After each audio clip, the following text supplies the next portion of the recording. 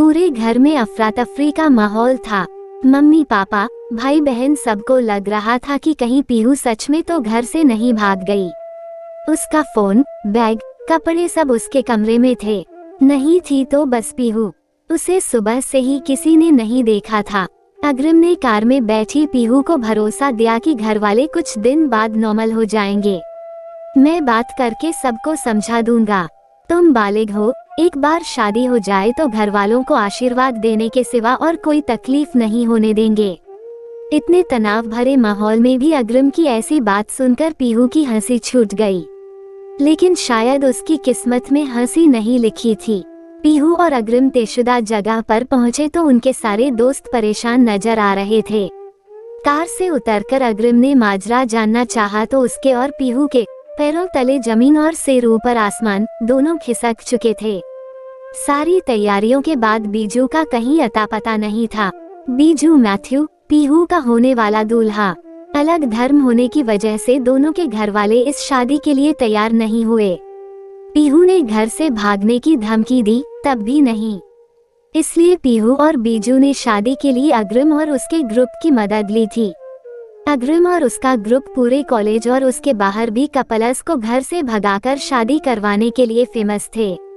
असली बात तो किसी को नहीं पता, पर लोग कहते थे कि अग्रिम की दीदी को उसके मम्मी पापा ने शादी की मंजूरी नहीं दी थी तो उसने सुसाइड कर लिया था। तब अग्रिम 8-10 साल का रहा होगा। अग्रिम कॉलेज पास आउट करने से पहले से ही अपने और आसपास के शहरों में फेमस हो चुका था। उसकी सैलरी का बड़ा हिस्सा इस काम में जाता और कई बार तो धमकी, मारपीट, कोर्ट कचहरी की मुसीबतें अलग झेलनी पड़ती, लेकिन उसको इससे कोई फर्क नहीं पड़ता था। लेकिन आज फर्क पड़ना था। 4 साल में पहली बार ऐसा हुआ था कि शादी वाले दिन ही दूल्हे का अता पता नहीं था। शुरू में तो बीजू के फोन पर रिंग जा रही थी, लेकिन 2-3 घंटे से उसका फोन आउट ऑफ रीच हो चला था। अग्रिम ने सबके लिए चाय ऑर्डर की और पीहू के घर के बाहर मौजूद अभिमन्यु को फोन किया तो उसने बताया कि फिलहाल पीहू का घर लौटना ठीक नहीं होगा। उसके घर वाले बहुत गुस्से में हैं और उसने पीहू के पापा को कहते सुना था कि अब वो उसे घर में नहीं घुसने देंगे। अग्रिम ने फैसला किया कि बीजू का पता चलने तक वो पीहू को अपने घर पर रखेगा। कुछ दिनों में पीहू के घर वालों का गुस्सा भी शांत हो जाएगा। पीहू के लिए किसी अजनबी के घर जाकर रहना बड़ी अजीब सी फीलिंग थी, लेकिन अग्रिम के डैड से मिलकर उसकी वो परेशानी जाती रही। वो पीहू को कंफर्टेबल फील कराने के लिए पुराने किस्से सुनाने लगे, जब लड़की या लड़के के रिश्तेदार अग्रिम के घर तक लड़ने पहुंच जाते थे। हाँ, अग्रिम की मॉम ने कम बात की, लेकिन उन्होंने उसके खाने पीने, कपड़ों और रहने का पूरा इंतजाम करवाया। इस बीच अग्रिम 2-3 दिन तक सिर्फ सोने के लिए घर आया था। संडे मॉर्निंग वह अचानक आकर पीहू को अपना फोन देते हुए बोला कि लो अपने घर पर बात करो। माइक पर हाथ रखकर बोला कि सबसे यही कहना है कि तुम घर वालों से नाराज होकर दोस्तों के साथ लॉन्ग ट्रिप पर चली गई थी और आज ही लौटी हो। अग्रिम ने पीहू को कुछ शॉपिंग कराई और शाम तक वह अपने घर पर थी। रास्ते में अग्रिम ने पीहू से केरल में बीजू के घर का एड्रेस लिया और कहा कि वह जल्द ही पीहू को कांटेक्ट करेगा। 1 घंटा पीहू के घर पर बिताकर अग्रिम वापस लौट गया था। उधर घर लौटी पीहू के मन में जैसे पिछले 3-4 दिनों से शक, बेवफाई, प्यार, शादी, जिंदगी के रंगों के तमाम बादल उमड़ रहे थे और आज पानी उसकी आंखों के रास्ते बरस पड़ा। घर वालों को लगा कि बेटी शायद उनको हुई तकलीफ देखकर पछता रही है, लेकिन इस बरसात की असलियत किसी को भी मालूम नहीं थी, पीहू तक को नहीं। वह उलझन में थी कि जिस बीजू के साथ वह पिछले 5 साल से रिश्ते में थी, वह इन शादी के दिन पीठ दिखाकर कैसे भाग सकता है, जबकि ऐसे शादी करने का आइडिया भी उसी का था। रह रहकर उसे ये ख्याल आता कि अगर अग्रिम के घर वाले उसे अपने पास नहीं रोकते तो वो इतने दिन कहाँ रहती, क्या करती, क्या बोलकर घर वापस कैसे आती। असल में पीहू उस सच को इग्नोर कर रही थी जो शायद उसके साथ घट चुका था। वह बार बार अग्रिम के इर्द गिर्द ख्याल बुनने लगती, कभी उसके घर वालों के, कभी उसके घर के, कभी उसके दोस्तों के। वह अग्रिम के बारे में आ रहे ख्यालों को दिमाग से झटककर दूर कर देना चाहती थी। उसे पता था कि वो कमिटेड है और ताजिंदगी रहेगी, लेकिन उसके दिमाग से पिछले 3-4 दिन नहीं निकल रहे थे। खुले दिमाग और खुद से ज्यादा ख्याल रखने वाले घर वाले, अनजान लोगों की फिक्र करने वाला अग्रिम अगर किसी अपने की फिक्र करे तो उसे कितना खुश रखेगा, यही सवाल बार बार पीहू के मन में आता और वह हर बार इस ख्याल से किनारा कर लेती। वो इस डायरेक्शन में कुछ भी सोचना गवारा नहीं कर सकती थी। वो अपने 5 सालों की तपस्या, बीजू के साथ बने रिश्ते को बचाने की मेहनत, प्यार सब कुछ मिट्टी में कैसे मिल जाने देती। अग्रिम के घर से आने के बाद से उसकी रोज देर रात तक अग्रिम से बात होती थी।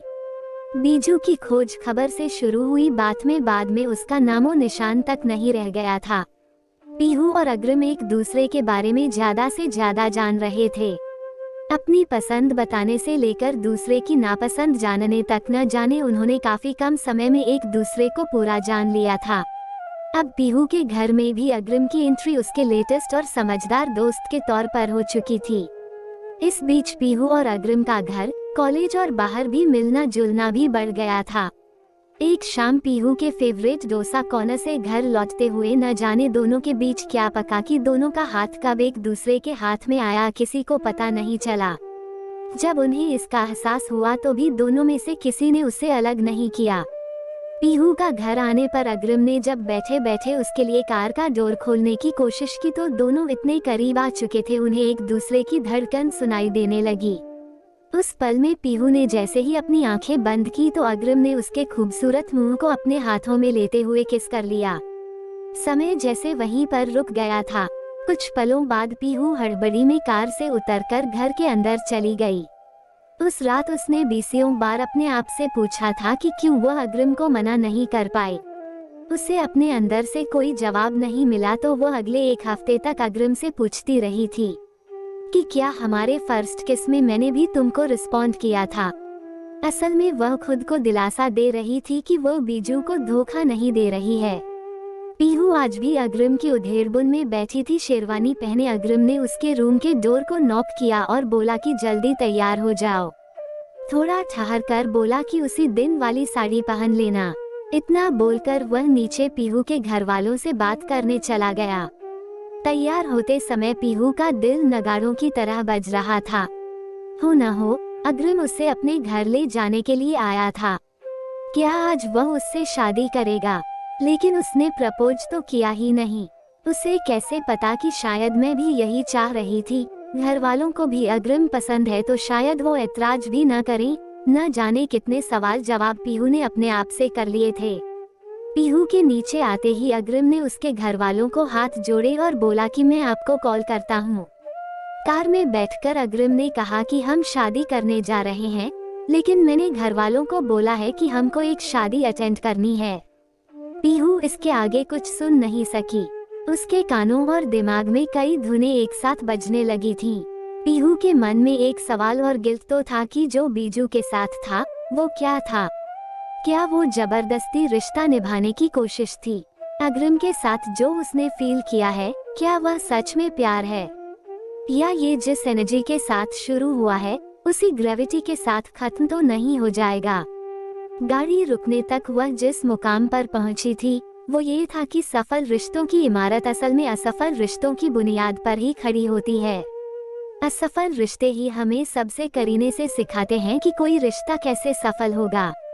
और बीजू के साथ उसका रिश्ता असफल था। अग्रिम के साथ उसे पूरी जिंदगी का सफर तय करना है। लेकिन ये क्या, यहाँ बीजू क्या कर रहा है और यह भी शेरवानी में क्यों है? पीहू के कार से नीचे पैर रखते ही बीजू ने आंखों में आंसू लिए उसे बाहों में भर लिया और कहने लगा, सॉरी पीहू, मैं तुमको कांटेक्ट नहीं कर सका। उस दिन पापा को हार्ट अटैक की खबर मिली तो मैं सीधा घर के लिए निकल गया था। मुझे कुछ भी होश नहीं था। वो तो अग्रिम मेरे घर तक आया और उसने मुझे तुम्हारी कंडीशन के बारे में बताया और पूछा कि पीहू से शादी करनी है या नहीं। तुम्हें तो पता है मुझे हमेशा से तुमसे शादी करनी थी। बस पापा की हेल्थ के चक्कर में मैं काफी डिस्टर्ब रहा, इसलिए तुमको कॉल नहीं कर पाया। आइंदा ऐसा नहीं होगा। लेकिन एक अच्छी चीज हुई कि घर वाले हमारी शादी के लिए मान गए हैं। पापा अभी ट्रैवल नहीं कर सकते और मम्मी को उनके साथ रुकना पड़ा, वरना वो यहाँ जरूर आते। उन्होंने हमें शादी होते ही घर बुलाया है। पीहू मानो आसमान से सीधे जमीन पर आ पड़ी। उसकी आंखों से आंसू नहीं रुक रहे थे। उसे समझ नहीं आ रहा था कि ये उसके साथ क्या हुआ, क्यों हुआ। उसकी नजरें अग्रिम को ढूंढ रही थीं, जो आंखों में नमी लिए और उन्हें सबसे बचाते हुए सिर झुकाए पंडित जी से कुछ बात कर रहा था।